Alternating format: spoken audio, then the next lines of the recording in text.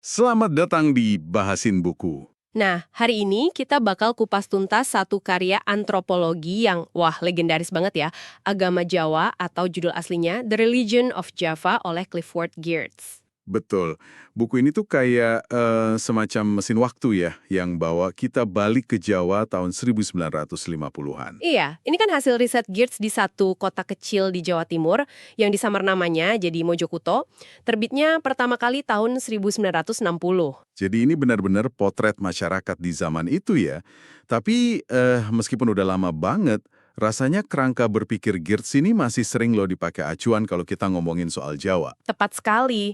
Kayak yang dibilang Taufik Abdullah di pengantar edisi Indonesianya, ini tuh gambaran masa yang telah berlalu, tapi justru di situ, menariknya, Geertz motret momen yang krusial banget pasca kemerdekaan. Masa-masa orang lagi cari bentuk gitu ya. Iya, masyarakat Jawa lagi bergolak. Dan Geertz ngamatinnya itu bukan cuma agama dalam arti sempit, tapi gimana keyakinan itu ya nyatu aja gitu sama kehidupan sosial sehari-hari. Nah, fokus utama Geertz kan yang terkenal itu dia bagi masyarakat Mojokuto jadi 3 varian. Abangan, santri, sama priai. Ini bukan cuma soal kepercayaan doang ya. Bukan cuma itu, ini juga cerminan lingkungan sosial, ada yang basisnya di desa, ada pasar, ada kantor, dan juga gaya hidupnya. Beda-beda. Oke, jadi misi kita kali ini buat Anda para pendengar, yuk kita sama-sama bongkar kerangka Geertz ini. Kita lihat gimana dia memetakan lanskap sosial keagamaan Jawa yang kompleks banget ini, penuh sinkretisme, tapi ada juga ketegangannya. Siap, mari kita mulai ya. Oke, kita mulai dari yang mungkin paling sering diasosiasiin sama kejawen ya, yaitu abangan. Ya, varian abangan ini memang representasi paling kentara dari sinkretisme Jawa. Ajaran Islam di sini tuh hidup bareng, bahkan nyatu gitu sama kepercayaan animisme dan Hindu-Buddha yang udah ada duluan. Kayak lapisan sejarah aja dalam satu praktek. Dan ritual utamanya yang sering disebut itu kan selamatan ya, semacam kenduri atau selamatan yang diadain buat macam-macam peristiwa. Intinya apa sih selamatan ini menurut Geertz? Jadi fungsi selamatan itu berlapis ya. Kalau dari sisi sosial tujuannya ya buat jaga kerukunan, rukun, kayak kata salah satu informan Geertz, biar tak seorang pun merasa berbeda. Jadi semacam perekat sosial gitulah. Perekat sosial ya? Iya. Terus secara spiritual ya buat nenangin makhluk halus dan biar tercapai kondisi selamat, aman, tentram, orono, popo gitu. Biar nggak terjadi apa-apa ya? Betul. Yang menarik bukan cuma fungsinya, tapi gimana ritual ini nunjukin strategi sosial orang Jawa waktu itu. Harmoni itu di atas segalanya. Bahkan kalau harus ya mengakomodasi keyakinan yang kelihatannya beda-beda. Wah, menarik. Jadi harmoni sosial itu kunci banget ya. Nah, soal makhluk halus tadi, dunia roh ini kayaknya kental banget ya di kalangan abangan. Ada danyang penjaga desa atau tempat keramat sampai sosok-sosok yang lebih spesifik dan kadang serem juga ya. Betul banget. Kepercayaan ini tuh nyata loh pengaruhnya. Ada cerita Pak Arjo yang dicatat Geertz, keluarganya kena masalah gitu setelah nggak sengaja ngerusak tempat tinggal lelembut pas nebang bambu keramat. Wah, serius ya berarti? Iya, nunjukin betapa seriusnya mereka berinteraksi sama dunia gaib ini. Nah, buat ngejembatani antara dunia manusia sama dunia gaib atau buat ngatasin masalah hidup, peran dukun itu penting banget, sentral. Dukun ini jadi kayak problem solver spiritual gitu ya. Bisa nyembuhin, bisa ngeramal nasib pakai petungan, bahkan mungkin pakai sihir juga. Bisa dibilang gitu, ada spesialisasinya juga loh, dari dukun bayi sampai dukun tiban yang katanya dapat kekuatan mendadak. Kuncinya ada di konsep ilmu, kekuatan supranatural, sama kocok. Kocok. Maksudnya gimana tuh? Kocok ini semacam kecocokan atau klik aja gitu, antara si dukun sama pasiennya, atau antara orang sama ritual tertentu. Kalau nggak kocok, ya bisa jadi usahanya nggak berhasil. Ini konsep penting nih yang muncul di banyak aspek kehidupan Jawa. Nggak cuma soal perdukunan aja. Oke. Nah, biar Anda dapat gambaran lebih jelas nih, ada contoh ritual abangan yang penuh simbol sama perpaduan ini nggak? Mungkin upacara tingkempeng ya, pas kehamilan 7 bulan itu. Itu wah syarat banget sama simbolisme. Ada air dari 7 sumber, terus ganti 7 kain yang puncaknya itu toh watu. Simbol ikatan kuat ibu anak katanya. Terus makna makanan sajennya juga ada. Campurannya kelihatan di mana? Nah, yang paling nunjukin sinkretisme, doanya itu bisa nyebut Nabi Muhammad, Sunan Kalijaga, sekaligus juga nyebut dewa-dewi Hindu-Buddha. Semuanya dirangkai jadi satu, tujuannya ya demi keselamatan ibu sama bayinya. Wah, kelihatan banget ya campurannya. Dari lahir sampai mati, siklus hidup abangan ini emang diwarnai selamatan sama ritual komunal ya. Semangat gotong royong kayak sambatan, kerja bakti sukarela, sama buuhan, nyumbang buat hajatan, itu juga kuat banget kayaknya. Betul, komunalitasnya kuat. Tapi pandangan terhadap ritual-ritual inilah yang sering jadi sumber gesekan ya, sama kelompok santri, varian kedua yang dipetain Gertz. Nah, iya betul. Kita geser ke santri nih. Ini kontras banget sama abangan. Kalau abangan cenderung sinkretis dan fokusnya ke ritual komunal buat harmoni, santri itu lebih nekanin praktik Islam yang dianggap lebih murni, lebih ortodoks lah sesuai rukun Islam. Jadi muslim yang taat itu jadi identitas utama mereka. Struktur sosialnya juga beda ya berarti. Kalau abangan pusatnya di rumah tangga, santri ini lebih terorganisir gitu ya, di sekitar masjid, terus langgar atau surau, sama lembaga pendidikan Islam kayak pondok pesantren atau madrasah. Iya, itu membentuk komunitas yang lebih solid secara keagamaan. Dan di Mojokuto sendiri, komunitas santri ini dinamis loh. Ada pengaruh dari daerah pesisir, yang Islamnya lebih kuat duluan, ada peran keluarga penghulu, sampai munculnya gerakan pembaruan Islam kayak Muhammadiyah yang dibawa Kiai Haji Nazir waktu itu. Nah, ini kemudian memicu dinamika ya, dengan kelompok Islam yang lebih tradisionalis, yang kemudian terorganisir di Nahdlatul Ulama atau NU. Betul, disinilah kita mulai lihat ketegangan yang jadi salah satu fokus analisis Geertz. Ada dinamika internal di kelompok santri sendiri. Jadi ada semacam perang dingin gitu ya, di kalangan santri sendiri, antara yang modern sama yang konservatif.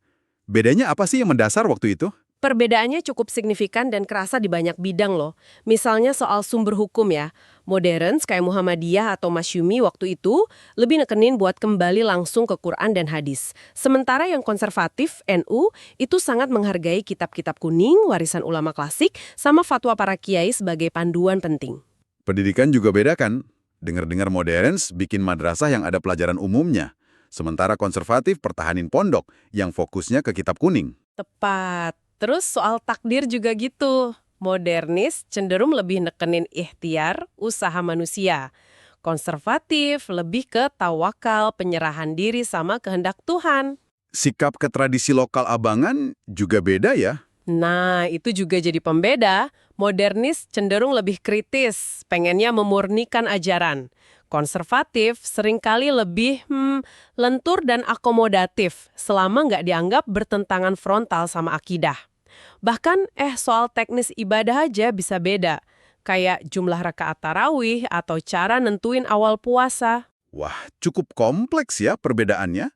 Dan ini semua terjadi dalam satu komunitas santri di Mojokuto itu. Oke, dari sini kita pindah ke lapisan ketiga dalam petanya Geertz, priai. Priai ya. Nah, kalau dengar kata priai, yang kebayangkan biasanya kaum elit ya, bangsawan atau birokrat Jawa yang halus banget budi bahasanya.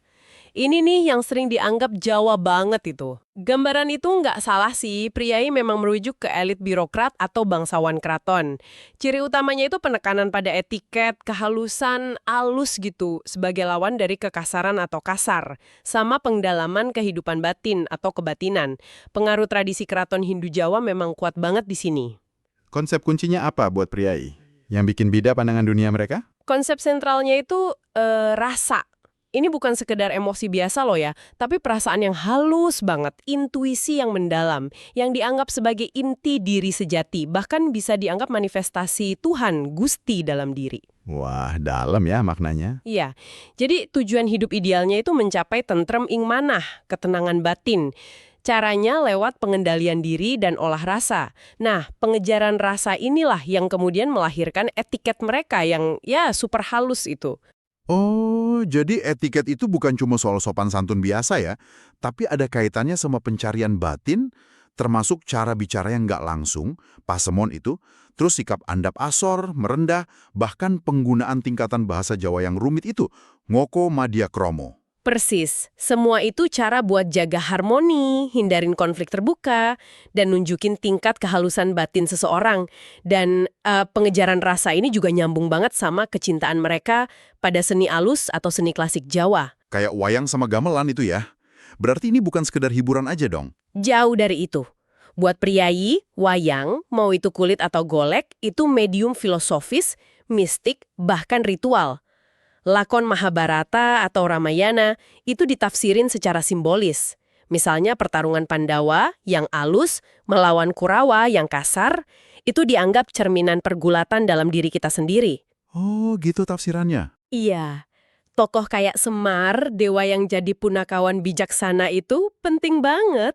Terus gamelan, tembang atau puisi Macapat, joget atau tari keraton kayak bedaya atau serimpi, bahkan batik, semua itu dianggap bisa ngolah dan ngalusin rasa.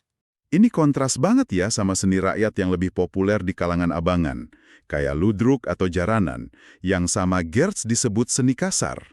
Betul, ada pembedaan itu. Nah, selain seni, aspek mistisisme atau kebatinan juga kuat kan di priai, yang nyari ilmu atau pengetahuan sejati itu. Kuat banget. Kebatinan atau ngilmu ini intinya pencarian penyatuan diri sama Tuhan, kasunyatan, lewat olah batin. Prakteknya bisa macam-macam, ada semadi atau meditasi, ada tirakat atau laku prihatin kayak puasa, begadang atau lek-lekan. Perlu guru juga ya biasanya? Iya, hubungan guru-murid penting banget di sini. Dan ada macam-macam aliran kebatinan dengan penekanan beda-beda, kayak Budi Setia, Sumarah, dan lainnya yang dicatat Geertz di Mojokuto itu. Oke, jadi kita udah lihat 3 dunia yang beda ya. Abangan yang sinkretis dan komunal, santri yang fokus ke ortodoksi Islam dengan dinamika internalnya, dan priai yang nekenin kehalusan batin sama etiket. Nah, pertanyaannya, gimana ketiga varian ini berinteraksi dalam masyarakat Mojokuto menurut Geertz? Apa mereka hidup misah gitu aja? Justru, tesis utama Geertz itu adalah meskipun beda, bahkan kadang ya bertentangan, ketiga varian ini tuh saling terkait dalam satu sistem sosial Jawa. Mereka nggak hidup dalam gelembung yang terpisah sama sekali. Agama dan budaya di sini bisa jadi sumber konflik, tapi sekaligus juga jadi sumber integrasi. Dengan soal ritual, kayak selamatan tadi misalnya, beda status sosial juga, priai kan elit, abangan lebih rakyat. Dan yang penting juga, politisasi identitas ini ya, jadi basis partai politik. Zaman itu kan ada upaya Nasakom dari Bung Karno, yang kayaknya mencerminkan 3 aliran besar ini juga ya. Betul banget, tensi politiknya tinggi waktu itu. Tapi di sisi lain, ada juga faktor integratif yang kuat. Ada rasa kebudayaan bersama yang sering disebut kejawen ya, meskipun definisinya bisa diperdebatkan sih. Terus ada nilai-nilai bersama kayak pentingnya rukun, harmoni, selamat, keselamatan, bahkan konsep rasa itu sendiri meskipun interpretasinya mungkin beda-beda di tiap kelompok. Bahasa Jawa juga jadi pemersatu ya. Bahasa, terus nasionalisme Indonesia yang lagi tumbuh waktu itu. Nah, ngomong-ngomong soal pembahasan yang mendalam ini, sebelum kita lanjut lebih jauh lagi nih, Iya, gimana? jangan lupa ya, buat Anda yang lagi menyimak, untuk like, terus mungkin komen di bawah, rekomendasi buku apa lagi yang seru buat kita bahas bareng. Share juga ke teman-teman Anda, dan tentu aja subscribe channel ini, biar kita makin semangat nih bahasin buku-buku keren lainnya. Nah, iya tuh, dukungan Anda penting banget. Oke, lanjut lagi ya soal integrasi tadi. Oke, tadi sampai faktor integratif ya. Toleransi atau relativisme kontekstual yang disebut Geertz itu juga penting mungkin ya, buat ngertiin kalau kelompok lain punya cara pandang beda. Penting banget, ditambah lagi adanya individu-individu tipe campuran. Jadi orang yang nggak murni masuk satu kotak aja gitu. Nah, mereka ini bisa jadi jembatan antar kelompok. Oh, ada yang kayak gitu juga ya? Ada. Dan konsep cocok tadi soal kecocokan dan harmoni itu juga berlaku secara sosial kayaknya. Buat ngeredam potensi konflik. Jadi meskipun ada perbedaan tajam, tetap ada landasan bersama yang bikin komunikasi dan pemahaman itu mungkin terjadi.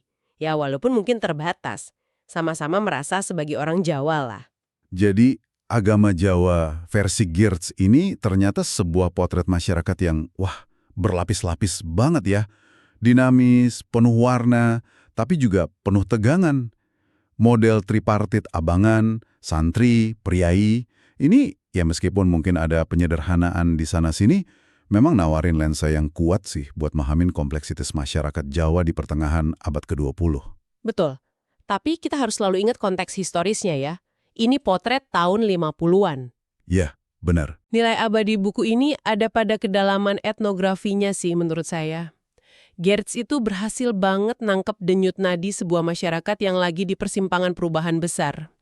Ini salah satu karya pentingnya tentang Indonesia yang nunjukin ketajamannya dalam menafsirkan kebudayaan. Setuju. Nah, sebagai penutup diskusi kita yang lumayan dalam ini, mungkin ada satu pemikiran terakhir nih buat Anda, pendengar kami, untuk direnungkan. Gini, Geertz kan nangkep momen pergolakan sosial dan ideologis di Mojokuto tahun 50-an ya. Kita lihat gimana varian abangan, santri, dan priai ini dengan segala kerumitannya jadi semacam fondasi buat identitas sosial dan politik waktu itu. Nah, pertanyaan menarik buat Anda renungkan mungkin ini. Sejauh mana sih dinamika atau mungkin jejak-jejak dari ketiga varian ini, tentu dengan segala transformasinya ya sekarang, masih bisa kita rasakan atau kita lihat pengaruhnya dalam landscape sosial, politik, dan budaya Indonesia Kiwari. Apakah hantu abangan santri priai masih gentayangan dalam bentuk-bentuk baru di zaman sekarang? Wah, pertanyaan yang sangat menggugah ya untuk dipikirkan lebih lanjut. Terima kasih banyak sudah menyimak pembahasan kita kali ini tentang Agama Jawa karya Clifford Geertz. Semoga bahasan ini memberi Anda perspektif baru ya. Semoga bermanfaat. Sampai jumpa di pembahasan buku berikutnya.